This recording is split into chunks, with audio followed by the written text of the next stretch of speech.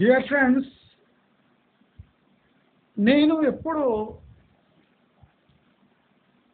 దిక్కుమాలిన అనాలిసిస్ చేయను. అనాలిసిస్ చేసిన ఒక విషయంలో నేనే మాట అంటానో ఆ మాటకు కట్టుబడే ఉంటా. మీరు నా 600 పైచిలుకు వీడియోస్ చూస్తుంటే దాంట్లో పచ్చి నిజాలు మీకు కనపడతాయి. ఈ నిజాలు మాట్లాడడం వల్ల నాకు బహుశా ఏదన్నా ప్రమాదము లేదా ప్రాబ్లము లేదా ఇష్యూస్ రావచ్చు, కానీ నా వీడియో విన్నోళ్లకు ఎంతో కొంత ఎడ్యుకేషన్, అలర్ట్నెస్ మంచి జరిగే ఉంటుంది. ప్రతి ఒక్క వీడియో మీరు తెరిచి చూడండి, దాంట్లో మీకోసం ఏదో ఒక మెసేజ్ డైరెక్టో ఇండైరెక్టో నేను ప్రతి వీడియోలో ఇస్తూనే ఉంటా. నన్ను 600 పైచిలుకు వీడియోస్ చూసిన వాళ్ళు నేను 100% చెప్పగలను, వాళ్ళు నన్ను తప్పు అనరు. ఆ వీడియోలో వాళ్లకు రుచించని విషయాలు ఉండొచ్చు, కానీ ఆ రుచించే విషయాలు అంటే రుచించలేని విషయాలు కూడా వాళ్ళ మంచి కోసమే అని నేను కఠినంగా నా వీడియోస్లో చెప్తూనే ఉంటాను. జనాలకు వ్యూస్ కోసం, సబ్స్క్రైబర్స్ కోసం తీపి కబుర్లు, ముసి నవ్వులు, అడ్డమైన కూతలు అన్నీ చేయొచ్చు. కానీ మన ఉద్దేశం అంటే మంచి మార్గం అనే ఛానల్ యొక్క ఉద్దేశము జనాలను బుజ్జగించి మరిపించి నవ్వించడానికి ఈ వీడియోలు నేను చేయట్లేదు. నా ప్రతి ఒక్క వీడియో చూసే వారికి కఠినంగా అనిపించిన దాంట్లో నేను చెప్తున్న మర్మాన్ని గ్రహించి ఎవరు పాటిస్తారో వాళ్ళు సునాయాసంగా ఆ ప్రాబ్లమ్స్ నుంచి బయటపడతారు. నేను ఒక జాతి వారిని, ఒక రీజన్ వారిని, లేదా ఒక దేశంలో ఒక భాగంలో ఉన్న వాళ్ళని నేను ఏలెత్తి చూపిస్తున్నా అంటే దాంట్లో డీప్ అనాలిసిస్ చేసినాకనే. ఎందుకంటే నేను I believe in human psychology. నేను ప్రతి ఒక్క మనిషిని, వెరైటీ మనుషులను నేను అబ్జర్వ్ చేసేయడంలో అంటే నా పని అది. నేను పనిచేసే ఎక్కడ నా పని కన్నా ఎక్కువ నా అబ్జర్వింగ్ ఎబిలిటీస్కి వాళ్ళు నాకు శాలరీస్ ఇచ్చేవాడు. నేను పెద్దగా పని చేసిన దాఖలాలు లేవు. నేను అబ్జర్వ్ చేసిన పాయింట్స్ ఖచ్చితంగా ఉంటాయి. ఏ బాదరబందీ లేకుండా నేను పని చేసేటప్పుడే నా జాబుని కేర్ చేయకుండా నా అనాలిసిస్ అంటే వాళ్ళకు చెప్పేవాడిని. అంటే మీరు అర్థం చేసుకోండి, అంటే జాబు మనిషికి ఎంతో అవసరం. అది ఇనీషియల్ స్టేజెస్లో ఊడితే అనే భయం 99% మందికి ఉంటుంది. కానీ నాకు 100% జాబ్ అవసరమున్నా ఆ జాబుని పణంగా పెట్టి నిజాలు మాట్లాడి ఆ నిజాలే నన్ను కొన్ని ఏళ్ళు రక్షించాయి. అంటే మనము ఏ సబ్జెక్ట్ తీసుకొని దానిపై మాట్లాడతాము, ప్రతి ఒక్క వర్డ్కు జవాబు ఇచ్చే స్థాయిలో మనం ఉండే మాట్లాడాలి, లేకపోతే మాట్లాడకూడదు. మనం బూతు వాడితే ఎందుకు వాడాము, ఏ సందర్భంలో వాడాము, ఆ బూతుకు అర్థమేమి, ఆ బూతు ఆ సమయము సందర్భంలో ఆ సిచ్యువేషన్కి సరిపోతుందా లేదా అనే కాన్ఫిడెన్స్ తోడు కూడా బూతులు తిట్టాలి. బూతులు మంచివే, బూతులు మంచివే. ఆ బూతులే లేకపోతే జనాలు గంటలు గంటలు వాదించే అవసరం ఉంటుంది. కానీ ఆ చిన్న బూతుతో ఎంత పెద్ద కన్వర్జేషన్ అయినా అంతు చూడొచ్చు. అంటే బూతు బూతు కాదు, అది మాటను స్తంభించే ఒక ఆయుధం. అంటే పొడిగిస్తున్న సాగుతున్న ఒక కన్వర్జేషన్ని మధ్యలో ఆపడమే బూతు యొక్క లక్షణం. నేను ప్రతిదీ అంత డీప్గా స్టడీ చేశాను. నేను ఆషామాషిగా బూతు మాట్లాడాను, మాట్లాడినా దాన్ని సమర్థించుకునే సత్తా నా దగ్గర ఉంది. అయితే ఇప్పుడు జరిగిన ఎలక్షన్ తంతు హైదరాబాదులో మాత్రం చాలా ఘోరంగా, దయనీయంగా, నీచంగా, నికృష్టంగా ఉంది. అయితే ఈ దయనీయంగా, నీచంగా, నికృష్టంగా ఎవరి వల్ల జరిగింది? ఈ 29% పోలింగు దేన్ని సూచిస్తుంది? అంటే 5 గంటల వరకు 29% పోలింగు, 2 గంటల వరకు 12% పోలింగ్, 12 నుంచి 15% పోలింగ్.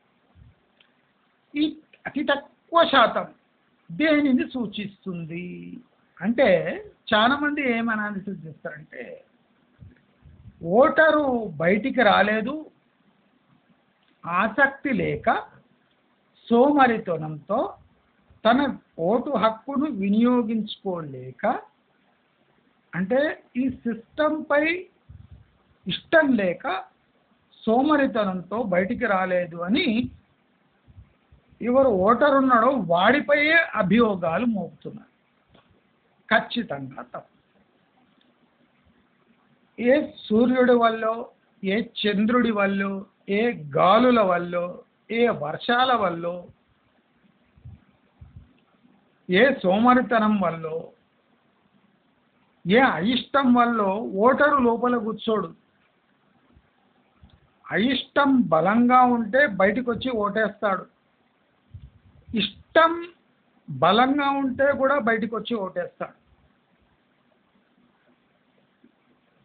ప్రకృతి ఏమైనా ఎదుర్కొని ఓటేస్తాడు.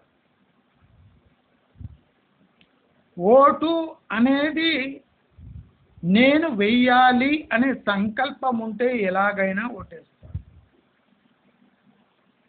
ఓటర్కి ఆ సంకల్పం లేదు అంటే దాని అర్థం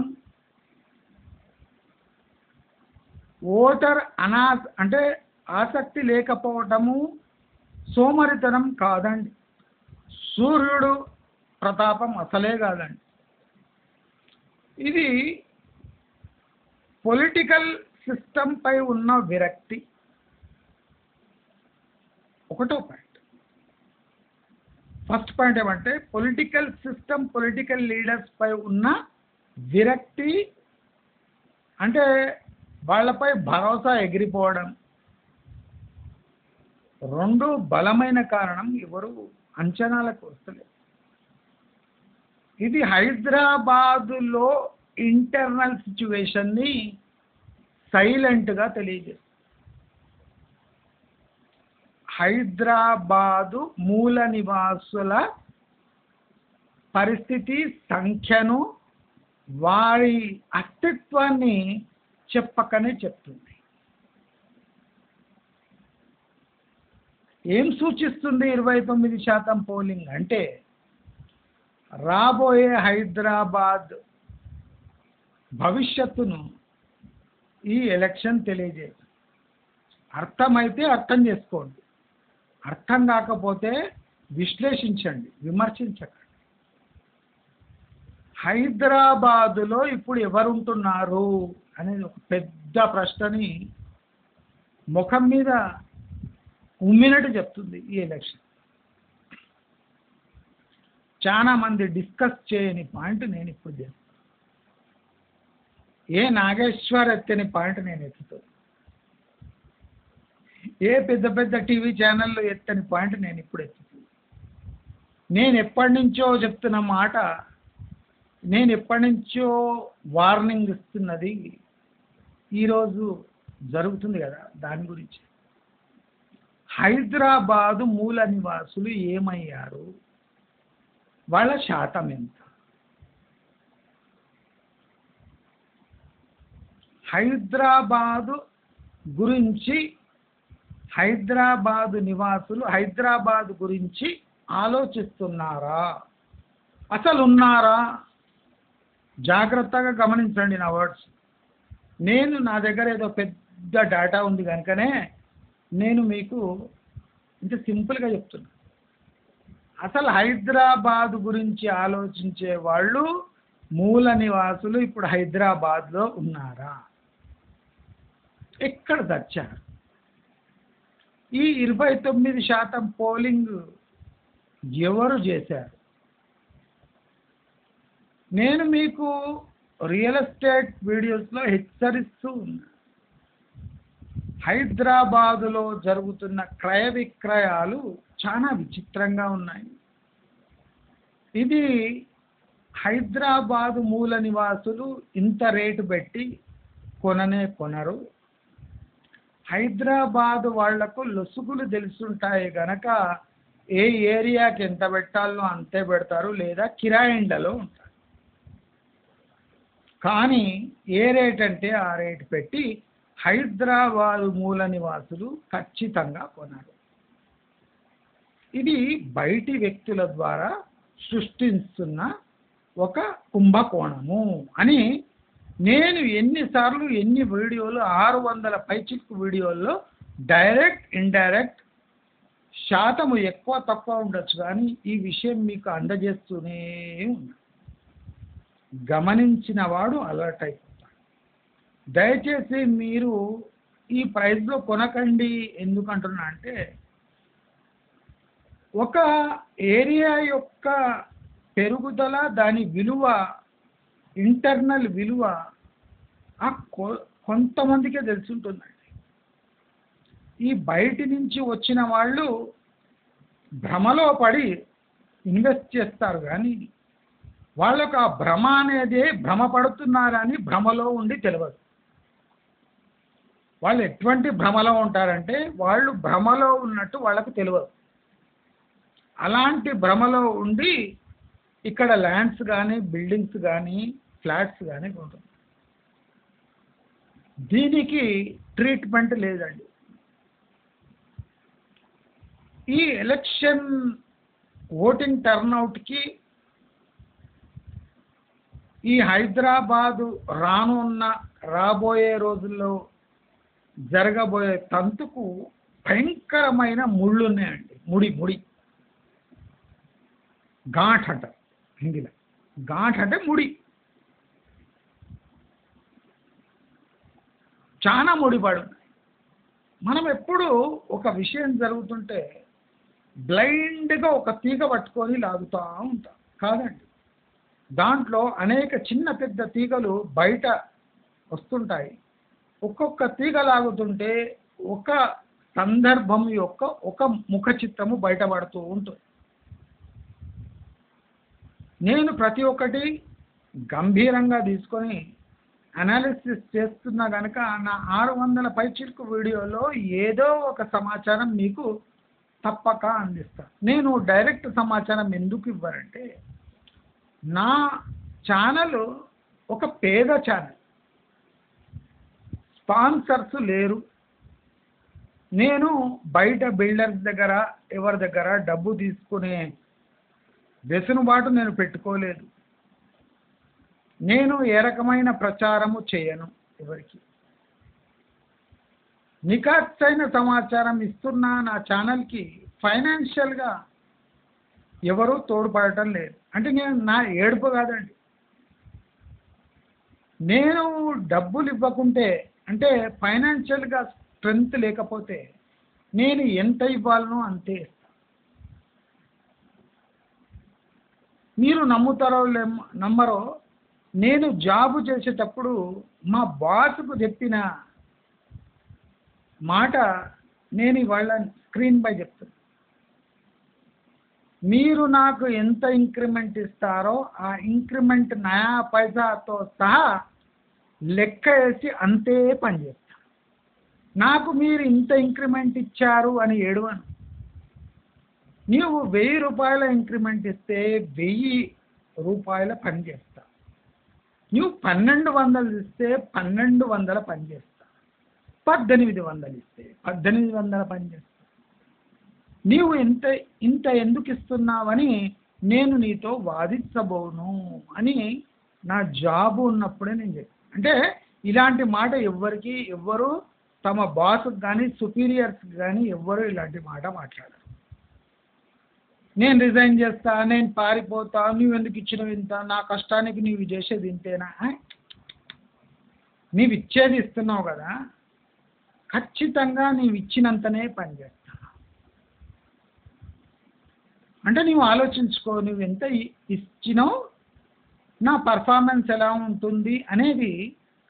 డబ్బు నీవు ఎంత ఇస్తున్నావు దానిపై. నువ్వు 5000 ఇచ్చినావు అనుకో, 5000 రూపాయల పని చేస్తాను, నాకు దానికి లెక్కలు ఉన్నాయి. నువ్వు 10,000 ఇస్తే 10,000 పని చేస్తాను. నువ్వు 500 ఇచ్చినావు అనుకో, 500 ఇస్తాను పని.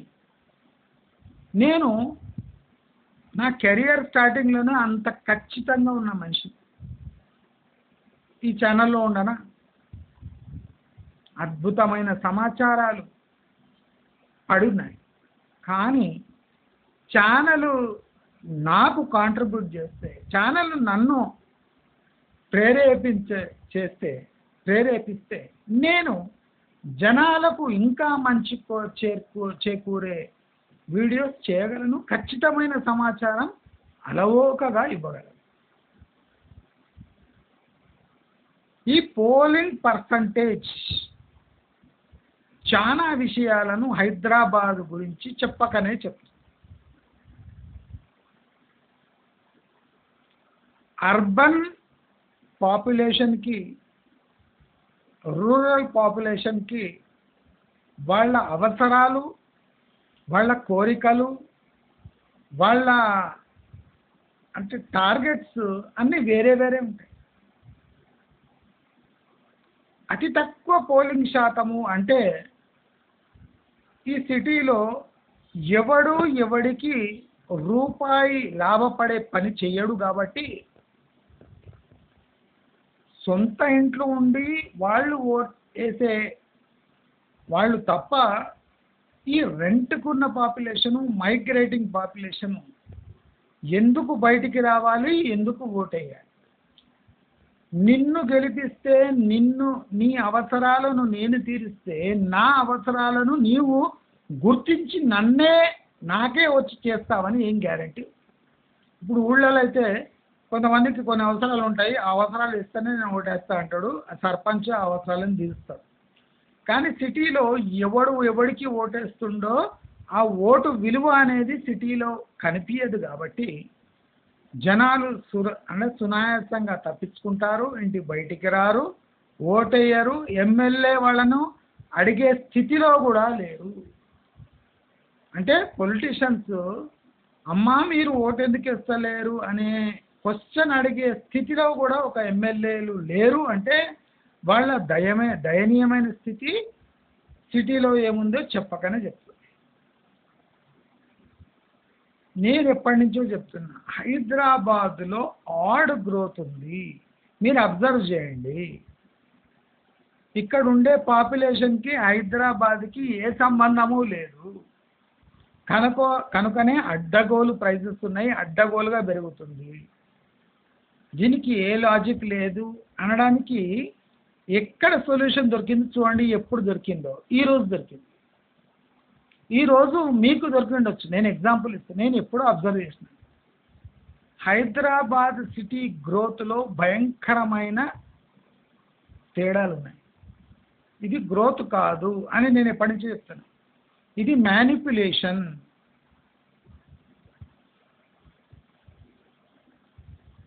కేటీఆర్ మెత్తబడ్డాడు. కేటీఆర్ మెత్తబడ్డాడు. ఎందుకు? అవునా? అర్థమవుతుందా మీకు? కేటీఆర్ ఎందుకు మెత్తబడాలి? కేటీఆర్ ఎందుకు మెత్తబడ్డాడు? కేసీఆర్ పడట్లేదు ఎందుకు? అంటే నీచమైన సంస్కృతి ఉన్నోళ్ళు దేనికైనా దిగజారు. దాంట్లో నంబర్ 1 ఫ్యామిలీ బీఆర్ఎస్ ఫ్యామిలీ. కనుక ఓటరు ఏ ఖచ్చితత్వంతో ఏ మనసులో పెట్టుకొని ఓటేసినా తన ఓటును తీసుకొని పొలిటీషియన్ ఏమైనా చేయవచ్చు. ఏ పార్టీతోనైనా కలిసిపోవచ్చు. ఎవరితోనైనా వాళ్ళ ఆస్తులను రక్షించుకునేటట్టు వ్యూహాలు రచించి నీ ఓటును ఉపయోగించుకొని వాడు బాగుపడుతున్నాడు కనుక తప్ప అర్బన్ ఓటర్ ఏ రకమైన లాభం పొందుతలేడు. కాబట్టే ఈ 29% పోలింగ్ 5 గంటల వరకు. ఇక్కడ ఉంటున్న నివాసులు హైదరాబాదు ఉన్నతి కోసం పని చెయ్యరు, ఫ్యూచర్లో చెయ్యబోరు. హైదరాబాదు డబ్బు అంటే తెలంగాణ జనాల రక్తంతో తయారు కాబడ్డ హైదరాబాదు తెలంగాణ. హైదరాబాదు కూడా అంత ఈజీగా కాలేదండి. రజాకార్ల నుంచి కొట్లాడిందంటే తెలంగాణ ముద్దు బిడ్డది. ఆంధ్ర వాళ్ళు కాదు, రాజస్థాన్ గుజరాత్ వాళ్ళు కాదు, ఇప్పుడు ఏలేది వాళ్ళు కానీ నార్త్ ఇండియా వాళ్ళు కాదండి. తెలంగాణ వాళ్ళు కొట్లాడి తెచ్చుకున్న హైదరాబాదుని వాళ్ళ అనుకూలంగా మార్చుకొని వాళ్ళ రాజధానిగా మార్చుకొని తెలంగాణను పీల్చి పిప్పి చేస్తున్న బయటి జనాలకు వత్తాసు పలుకుతున్నారు. వాళ్ళు ఇప్పుడు హైదరాబాద్ని శాసిస్తున్నారు. నేను రియల్ ఎస్టేట్లో చాలా జాగ్రత్తగా ప్రతి ఒక్క వీడియో చేస్తాను. 600 పైచిలుకు వీడియో సారము నేను ఇవాళ ఈ వీడియోలో చెప్తున్నా. ఆడ్ వీడియో ఇది. సడన్గా మీకు ఒక పాయింట్ మీకు తెలియజేస్తాను. హైదరాబాదు ప్రస్తుతము ఒక వికలాంగుడితో సమానం. ఇలాగే కొనసాగితే హైదరాబాదు దిక్కులేని చావు వస్తుంది. అంటే గ్రోత్ ఉండదు, డబ్బు ఉండదు, అది కాదండి. హైదరాబాదు లాగా మిగలకుండా టోటల్గా ట్రాన్స్ఫార్మ్ అయిపోయి తెలంగాణ వాళ్ళకే హైదరాబాదు మిగిలదండి. పొద్దున ఒక వీడియో ఇస్తున్నాను, అక్కడ ఒక చిన్న హింట్ ఇచ్చిన. ఎవరికి? ఆంధ్ర వాళ్ళకి. ఎందుకంటే ఆంధ్ర వాళ్ళు మన వాళ్ళే. ఎంత చీకొట్టినా ఆంధ్ర వాళ్ళు మన వాళ్ళే. అందుకోసం ఫస్ట్ హెచ్చరిక వాళ్ళకు జారీ చేసి ఈ వీడియో ద్వారా ఇతర ప్రాంతాల వాళ్ళకు కూడా తెలుగు అర్థం కాదు కానీ హెచ్చరిక జారీ చేస్తారు. హైదరాబాద్ని తిమింగళంలాగా మింగేశారు, త్రాచుపాము లాగా కాటేశారు. అంటే హైదరాబాద్ తెలంగాణ వాళ్లకు దక్కకుండా పోతుంది అని నేను ఈ వీడియో ద్వారా క్లియర్గా హెచ్చరిస్తున్నా. అర్థమైన వాళ్ళు పట్టేస్తారు నా మాట. నేను ఎందుకంటున్నా,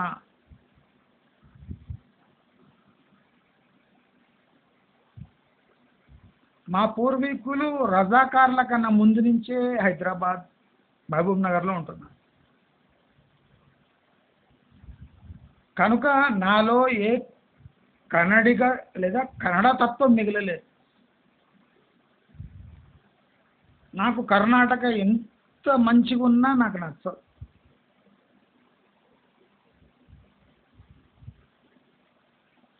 కరువు తెలంగాణ నచ్చుతుంది కానీ సస్యశ్యామలమైన ఆంధ్ర కానీ సస్యశ్యామలమైన కర్ణాటక కానీ ఎందుకో నచ్చదు అంటే నా మాతృభూమి అనే ఒక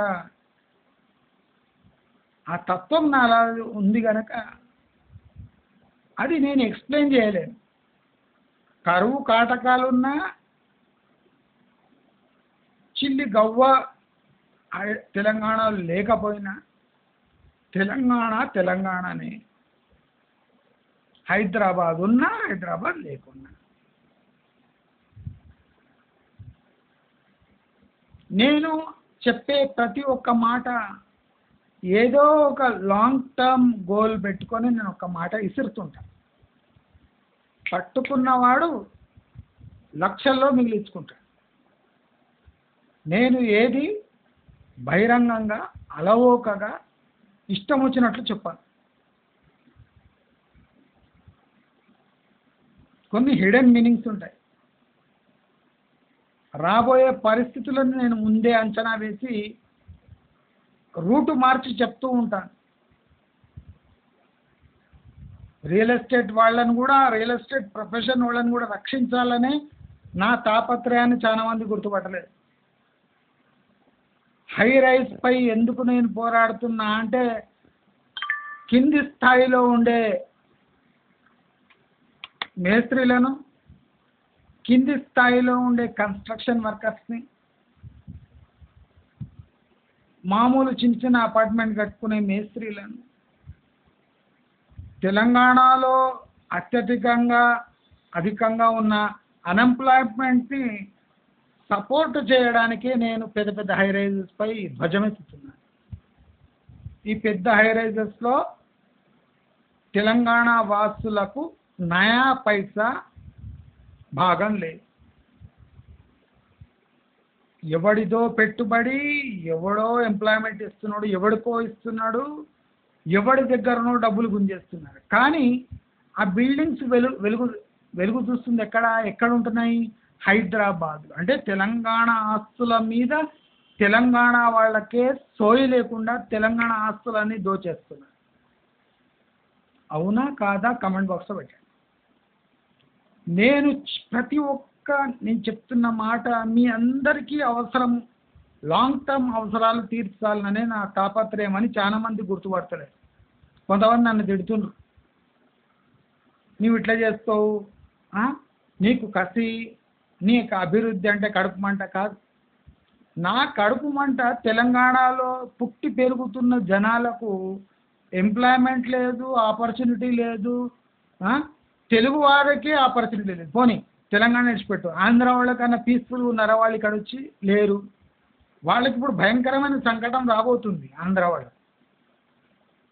అందుకోసం నేను ముందు వీడియోలో హెచ్చరించాను, వాళ్ళకు బుజ్జగించాను. యాక్చువల్లీ ఆంధ్ర వాళ్ళంటే నా తమ్ముళ్ళే. నేను ఎన్నోసార్లు ఆంధ్ర వాళ్ళను కీర్తిస్తూ కొన్ని వీడియోలే చేస్తున్నాను. తెలంగాణలో బండబుద్ధులు చెప్తున్నాను. చూడండి, నా పాత వీడియోలు చూడండి. నేను మనిషినే, కానీ మనుషత్వం ఒక రకం వరకు ఆపే. ఒకసారి కఠినంగా వ్యవహరించాలంటే. కనుక ఈ తగ్గుతున్న పోలింగ్ శాతము మనకు ఒక 8-10 సూచనలు ఇస్తున్న హైదరాబాద్ గురించి. దాంట్లో నేను ఇప్పుడు ఈ వీడియోలో ఒక చిన్న పాయింట్ విసిరినాను. అర్థమయ్యేటోళ్ళకి అర్థమైపోయి ఉంటుంది ఇప్పటికే. నేనేం చెప్పదలుచు, జాగ్రత్తగా ఉండండి. హైదరాబాద్లో పెను మార్పులు జరగబోతున్నాయి. జనాలు స్పందిస్తలేరు అంటే జనాలకు తమ రాష్ట్రము, తమ సిటీ అనే కనెక్షన్ లేదు. అర్థమవుతుందా మీకు?